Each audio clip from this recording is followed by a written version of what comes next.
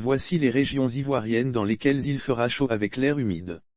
Dans un article écrit par le quotidien Soir Info le mardi 15 février 2022, la Société d'exploitation et de développement aéroportuaire, aéronautique et météorologique, Sodexam, a indiqué les différentes villes ivoiriennes où il fera vraiment chaud avec de l'air humide. Des températures élevées au nord du pays selon la Sodexam. Pour la météo du 14 au 20 février 2022, la température maximale allant de la période du 14 au 20 février 2022 annonce une température maximale allant de 26 degrés à 36 degrés Celsius.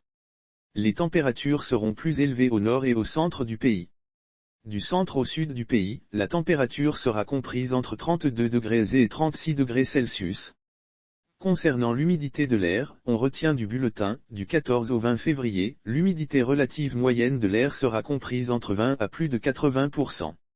Du nord au centre, l'humidité de l'air est en baisse. L'air devient de plus en plus sec à cause de la présence de la saison sèche. Beaucoup d'humidité du nord au centre ainsi, sur le littoral, on sera à plus de 80% d'humidité par la suite, on a entre 60% et 80% d'humidité jusqu'au centre du pays. Du centre à la région du Hambol, l'humidité sera comprise entre 40 et 60%.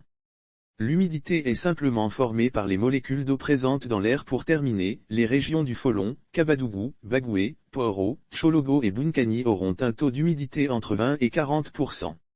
Notons que selon nos sources, l'humidité est simplement formée par les molécules d'eau présentes dans l'air qui, parfois, lorsque l'air se refroidit et s'agglutine, se condensent pour former des brouillards, des nuages, des gouttes d'eau. L'air ne peut contenir qu'une certaine quantité d'eau à une température donnée, après quoi il y aura saturation.